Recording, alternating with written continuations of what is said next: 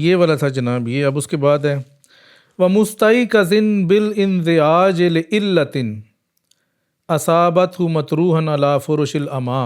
اچھا پھر ایک ایسا بندہ ہے کہ جو بیدار ہو گیا ہے انزعاج سے. یہ بھی ہم آگے دیکھتے ہیں کہ انزعاج سے کیا مراد ہے. اور ایک علت کی وجہ سے بھی یہ بیدار ہوا ہے. اچھا ان میں سے ایک وہ ہے جو بیدار ہوا اس اضطراب بے چینی اور حرکت کے ذریعے جو ایک ایسی علت کی وجہ سے ہے جس نے اسے اس حال میں آ لیا تھا کہ وہ اندھے پن کے بستروں میں پڑا تھا. تو پہلے وہ اندھے پن کے بستروں میں ہے لیکن پھر اس پہ کچھ ایسا ہوا ہے کہ یہ بیدار ہوا ہے اور مستعد بالانزعاج. تو یہ اس انزعاج کی بدولت جو نہیں ہے وہ بیدار ہو گیا. ٹھیک ہے تو یہ اس کو کون سی بیداری ملی ہے ذرا اس کو دیکھتے ہیں نا. تو اس میں جناب غفلت اور بیداری ان کے حوالے سے بات کی گئی ہے شیخ نے. تو انزعاج کو دیکھتے ہیں کہ جی انزعاج کیا ہے. شیخ اکبر اصطلاحات صوفیہ میں انزعاج کی تعریف فرماتے ہیں حال و انتباہ القلب من سنۃ الغفلہ والتحرک للانس والوجد. ابھی اس سے بھی پچھلی سٹیج ہے. وہ انس کا طالب تھا نا یہ اس سے بھی کیونکہ یہ ابھی اس سے غفلت سے ہی نہیں نکلا. تو کہتے ہیں انزعاج وہ سٹیج ہے کہ جب آپ غفلت سے بیدار ہوتے ہیں آپ کو پتہ چلتا ہے کہ آپ غفلت میں تھے. نیند غفلت کی نیند سے قلب کا متنبع ہو جانا یہ انزعاج ہے. اور انس اور وجد کے لیے آگے بڑھنا متحرک ہو جانا تو یہ انزعاج ہے. تو یہ کون سا بندہ تھا یہ اس سے بھی پیچھے تھا جو طالب انس ہے کہ جی یہ ابھی بیدار ہوا ہے اور اس سے پہلے کس میں تھا تاریکی میں تھا اندھیرے میں تھا. ایسے ہی کہتے ہیں بانزعاج لعلۃ کسی علت کی وجہ سے یہ متنبع ہوا ہے. اچھا وہ علت کی تعریف ہاں کوئی وجہ بنی ہے نا چیز تو کہتے ہیں جی وہ علت یا وہ وجہ کیا ہے. تو کہتے ہیں اعلم ان العلت عند القوم تنبیہ من الحق کہ علت سے مراد حق کی وہ تنبیہ ہے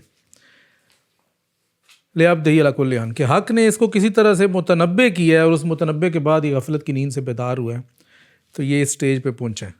ٹھیک ہے جی. تو یہ ان سے بھی پہلے ہے کہ جو متخلن ہے اور اس سے بھی پہلے ہے یعنی کہ تخلی سے بھی پہلے ہے بالکل ابتدائی ہے. اگلا شعر ہے فقام لہ سر التجلی بقلبہ. اب یہ وہی والا بندہ ہے جس جو بیدار ہوا ہے کہ اس کے دل میں تجلی کا راز قائم ہو گیا ہے. فلم یفن فی الغیر الدنی ولا دنا. تو یہ اب قریبی اور یعنی کہ دنیاوی غیر میں جو ہے اب فنا نہیں ہوا. تو کہنے کا مطلب یہی ہے کہ یہ مخلوق سے ہٹ کے حق کی طرف متوجہ ہو گیا. تو اس میں جو نہیں ہے وہ دو چیزیں ہیں. ایک کہ سر التجلی بقلب ہی کہ اس کے دل میں تجلی کا راز وہ ظاہر ہوا یا قائم ہوا. فلا یفن فی الغیر اب یہ غیر میں فنا نہیں ہوا نہ قریبی غیر میں اور نہ ہی دنیاوی غیر میں. دنی کا مطلب ہے کہتے ہیں کہ عام طور پر انسان دنیا اور مخلوق کی محبت میں فنا ہو جاتا ہے لیکن یہ وہ والا ہے کہ جو دنیا اور مخلوق سے ہٹ کے حق کی محبت میں جو نہیں ہے وہ فنا ہوا ہے. اسی وجہ سے اس کے بارے میں فرمایا. اچھا اس میں کون سی اصطلاحات آ رہی ہیں سر التجلی اور غیر کی اصطلاح آ رہی ہے اور دنا کی اصطلاح آ رہی ہے. تو تجلی جو نہیں ہے وہ یہ ہے کہ حق تعالیٰ کا خود کو مخلوقات کی صورتوں میں یا دلوں پر انوار کی صورتوں میں ظاہر کرنا. سر التجلی سے مراد خاص علم ہے جو عارف کو یہ بتاتا ہے کہ ہر صورت جو ظاہر ہونے والی صورت نہیں ہے اس میں حق کی تجلی ہے اور یہ کہ تجلی میں کبھی تکرار نہیں ہے. ٹھیک ہے ہر لمحہ نئی شان ہے. اچھا تجلی ریپیٹ نہیں ہوگی. واہ. شعر کا مطلب ہے کہ یہ بیدار ہونے والا ولی اب اسفل السافلین میں نہیں ہے یعنی کہ پستی میں نہیں ہے کیونکہ اس کے دل میں تجلی کا صورت طلوع ہو چکا ہے جو اسے بلندیوں کی طرف لے کے جاتے ہیں. یہ والا اور پچھلا والا شعر ایک سے مطلب ایک ہی ہیں ایک ہی بندے کے بارے میں مل رہے. اگلا ہے ومن شاہد للحق کے بالحق کے قائم لہو ہمت تفنی الزوائد والفنا. اب یہ شاہد کی بات آ گئی. ان اولیاء میں سے ایک شاہد ہے جو حق تعالیٰ کے لیے حق سے قائم ہے اور اس کی توجہ ایسی ہے جو اس کو زوائد کو اور خود فنا کو بھی فنا کرتی ہے. تو اب یہ مشاہدے والی کیٹیگری والا بندہ آ گیا ہے. ہاں حق کے لیے حق سے قائم ہے یعنی کہ حق کے مشاہدے میں ہے. نہیں مجذوب تو نہیں ہوتا, لیکن اس کے اندر بھی نا ایک آگے وہ ہے کہ اس کی توجہ سے زوائد کا مطلب ہے ان اضافات مخلوقات سے فنا کرتی ہے, والفنا اور فنا سے بھی فنا کرتی ہے. یہ ایسی سٹیج پہ پہنچا ہے کہ مخلوقات سے بھی فنا ہے اور پھر فنا سے بھی فنا ہے. اب یہ جو شیخ کے نزدیک نا اپنے لیے نا کہتے ہیں, شیخ فرماتے ہیں کہ اس ولی کی توجہ اتنی بلند ہے کہ وہ صرف زوائد یعنی ما سوا اللہ کو ہی فنا نہیں کرتی, بلکہ وہ اس کیفیت کو بھی فنا کر دیتی ہے کہ جس میں وہ اپنا ادراک کرے. وہ صرف حق کے مشاہدے میں ہی رہتا ہے, اس کا اپنا ادراک بھی ہے, بس وہ ہو جاتا ہے. شیخ نے اس کی بڑی اچھی مثال دی ہے.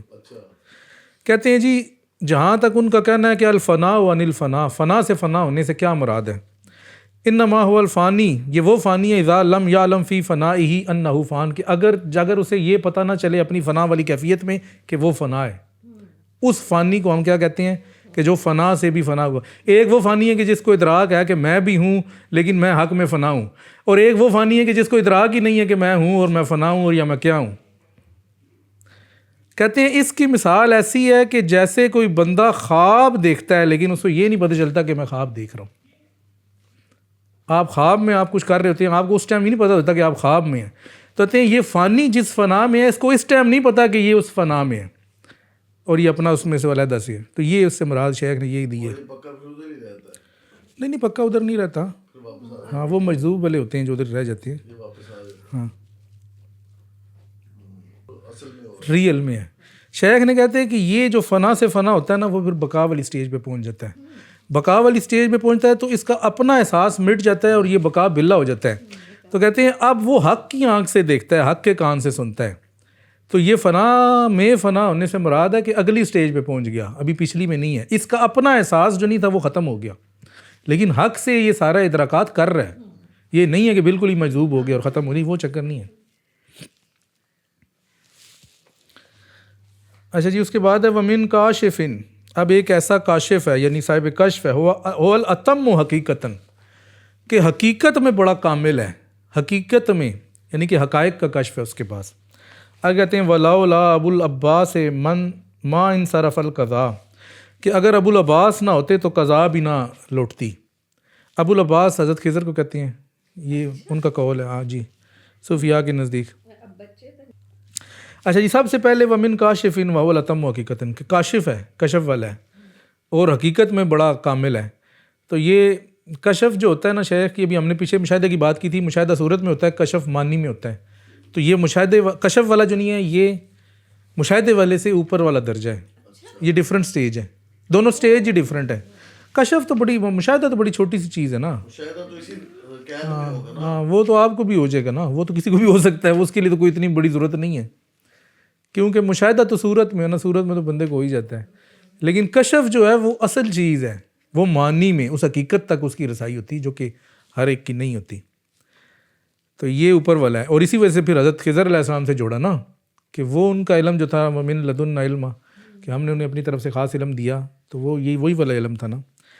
اب اس کے والے سے شیخ فرماتے ہیں فتوحات میں والمکاشفۃ عندنا اتم من المشاہدہ, ہمارے نزدیک مکاشفہ مشاہدے سے بہت زیادہ اونچی چیز ہے.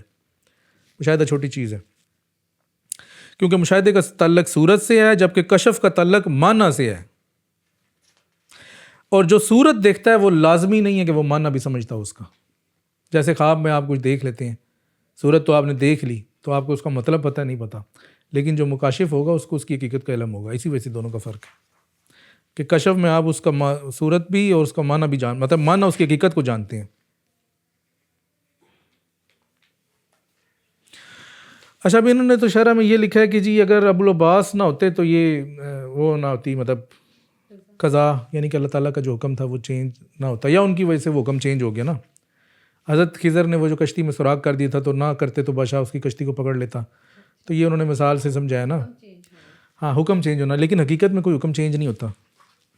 یہ بھی اس کو بھی دیکھتے ہیں کہ حضرت خضر نے کشتی میں سوراخ کر کے اسے عیبدار کر دیا. بظاہر یہ ایک نقصان تھا, لیکن حقیقت میں اس عمل کی وجہ سے بادشاہ اس کشتی کو نہیں چیا, یعنی کہ بادشاہ قضا ایک متوقع قضا تھی کہ بادشاہ اس کو ضبط کر لے گا یا غصب کر لے گا، لیکن انہوں نے حقائق کی نظر کر کے جس طرح سے بھی کچھ کیا تو بادشاہ نے وہ چیز نہ کی، یعنی کہ اس کو نہ غصب نہ کیا یا کشتی کو نہ چھینا۔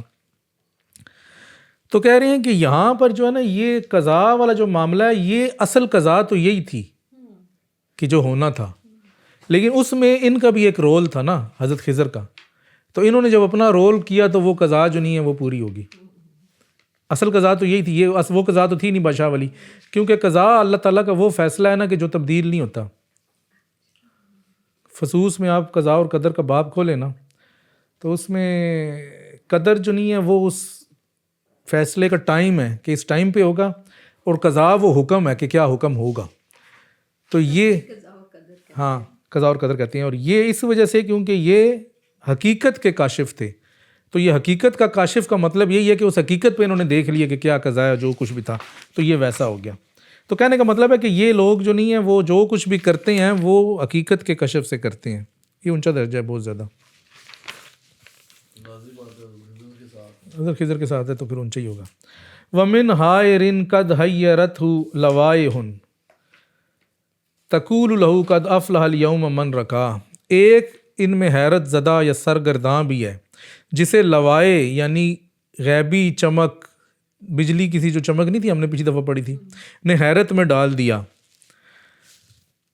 تقول لہو، اور یہ ہر لوائے اس سے کہتی ہیں قد افلح الیوم من رکا، کہ آج وہی کامیاب ہوا جو اس درجے سے اوپر آیا، یعنی کہ بجلی کی چمک میں جو بھی اس کو ظاہر ہوا تو یہ اس کو یہ بتا رہی ہے کہ اوپر آ، اوپر آ، اپنا اوپر مقام اور بلند کر۔ حیرت کا دیکھتے ہیں، پہلے لوائے کا دیکھتے ہیں۔ اچھا پہلے کیا چیز ہے؟ من حائرن، حائرن کا بھی دیکھتے ہیں پہلے، حیرت کیا چیز ہے۔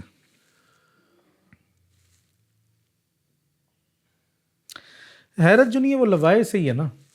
لوائے ہم نے کہا تھا کہ وہ حق کی تجلی ہوتی ہے کہ جو ایک بالکل بجلی کی چمک سے آتی ہے شیخ کے نزدیک، اور آتی ہے اور پھر فوراً سے ختم ہو جاتی ہے، تو اتنی وہ کم مقدار ہوتی ہے کہ آپ کو سمجھ نہیں آتا کہ ہوا کیا ہے۔ تو جب سمجھ نہیں آتا تو اسی کیفیت کو حیرت ہی کہتے ہیں نا، کہ آپ نے کرنا کیا ہے بھئی، یہ تجلی تو یہ ہے، اس کا مقصد کیا ہے۔ تو شیخ کہہ رہے ہیں کہ وہ تجلی جب ہوتی ہے تو اس کو یہی بتاتی ہے کہ بھئی آگے چل، اپنے آپ کو اور بلند کر اور آگے چل، یعنی کہ اس کی وہ ایک دل جوئی کے لیے ہوتی ہے۔ تو اس میں لوائے کیا ہیں جی؟ یہ ہم پچھلی دفعہ بتایا تھا کہ وَهِيَ مَا تَلُوهُ لِلْأَسْرَارِ الظَّاهِرَةِ مِنَ السُّمُوءِ مِنْ حَالٍ إِلَىٰ حَالٍ، کہ ایسے اسرار ہیں کہ جو ظاہر ہوتے ہیں اور اس کی ایک حال سے دوسرے حال میں اس کو بلند کرتے جاتے ہیں، احوال میں اس کی بلندی کے لیے یہ ہوتے ہیں۔ کہتے ہیں چونکہ یہ ٹھہرتے نہیں ہیں اس لیے سالک حیرت میں پڑ جاتا ہے کہ اس نے کیا دیکھا یا اس سے کیا مطلب ہے۔ واضح بات ہے، تجلی آکی آئے گی، سپیڈ اور سمجھ نہیں، لیکن یہ والی نہیں ہے نا، پھر اس کے بعد لوائے تھی، لوامے تھی اور توالے تھی۔ لوامے والی جو نہیں ہے وہ کچھ دیر ٹھہرتی ہے، اور توالے والی جب سلو ہوتی ہے تو پھر ہمیشہ رہتی ہے، پھر اس کو کوئی چیز روک نہیں سکتی۔ تو یہ اس میں چونکہ پہلی سٹیج ہے نا تو اس والے سے کہا کہ وہ حیرت میں ہے۔ تو باقی تو یہی ہے کہ تجلی سو کہتی ہے کہ جی تھوڑا سا بلند ہو، اپنے آپ کو بلند کر یا اپنی توجہ کو بلند کر۔ وَمِن شَارِبٍ حَتَّى الْقِيَامَةِ مَرْتَوَىٰ، ایک ایسا پینے والا ہے کہ قیامت تک سیر نہیں ہوتا، سیراب نہیں ہوتا۔ وَمِن ذَائِقٍ لَمْ يَدْرِ مَا لَذَّةُ الطَّوَىٰ، اور ایک ایسا چکھنے والا ہے کہ اس کو بھی بھوک کی لذت کا یا خالی پیٹ رہنے کی لذت کا احساس نہیں ہے۔ تو اب اس میں جو نہیں ہے وہ پھر آگے سے 3 اصطلاحات آ گئی ہیں شیخ کی، ایک ذوق، ایک شرب، اور تیسری رے یعنی کہ سیراب ہو جانا۔ سیراب کا مطلب ہے کہ بالکل اس کی پیاس بجھ جانا، ٹھیک ہے۔ تو سب سے پہلے دیکھتے ہیں کہ جی ذوق کیا چیز ہے، کیونکہ کہا نا کہ ایک پینے والا ہے اور ایک چکھنے والا ہے۔ تو شیخ فرماتے ہیں یہ پہلی اصطلاح ذوق ہے، اس کے بعد شرب ہے اور تیسری رے۔ فرماتے ہیں ان ذوق اندرکم اول مبادی تجلی، کہ یہ تجلی کی ابتدا ہے کہ جب پہلے کوئی تجلی ہوئے تھوڑا سا آپ چکھ لیں، اس کو ذائقہ چکھ لیں، جیسے نہیں کہتے ذائقہ چکھ لیا آپ نے۔ وَهُوَ حَالٌ يَفْجَعُ الْعَبْدُ فِي قَلْبِهِ، اچانک سے آپ کے قلب میں کوئی ایسا حال، کوئی ایسی تجلی، کوئی ایسا مزہ، کوئی ایسا سرور تھوڑی دیر کے لیے جو آپ کو نہیں کہتا کہ یہ مزہ چکھانے کے لیے جو ہوتا ہے وہ ہے۔ تو یہ وہ چیز ہے، یعنی کہ تجلیات الہیہ کی ابتدائی تجلیات، کیفیات۔ کہتے ہیں وہ کیفیت سالک پر اچانک وارد ہوتی ہے اور اسے حقائق کا چکھنا نصیب ہوتا ہے۔ اس میں وجدان اور احساس کی کیفیت ہے، اور یہ علم احوال میں، ٹھیک ہے، تو یعنی کہنے کا مطلب ہے کہ بالکل ابتدائی طور پہ فرسٹ جہاں سے بھی کہانی شروع ہوئی تو آپ نے جو چیز چکھی. دوسری ہے شرب. شرب ذوق سے اگلا اور زیادہ مستحکم درجہ ہے. اگر ذوق کو استمرار حاصل ہو جائے تو وہ شرب بن جاتا ہے, یعنی کہ بار بار. شرب کا مطلب ہوتا ہے پینا.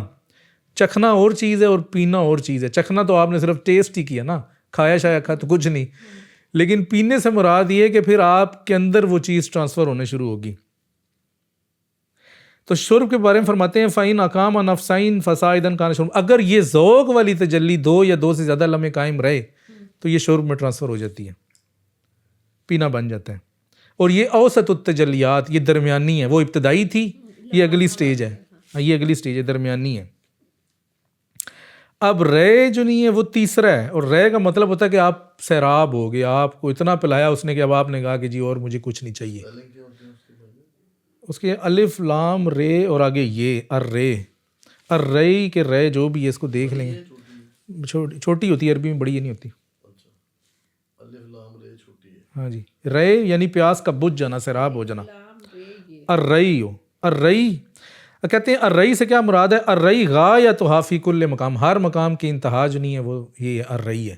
یعنی کہ آپ کہیں کہ یہ اگر آپ نے تجلی کی ابتدا کی پھر درمیانی, تو پھر ظاہری بات ہے کوئی انتہا بھی تو ہوگی نا, لیکن آپ اس انتہا تک پہنچیں گے یا نہیں پہنچیں گے وہ ایک علیحدہ چیز ہے تو اس کی کوئی نہ کوئی انتہا ہوگی نا. تو یہ اس متوقع انتہا کو جنہیں الرے کہتے ہیں.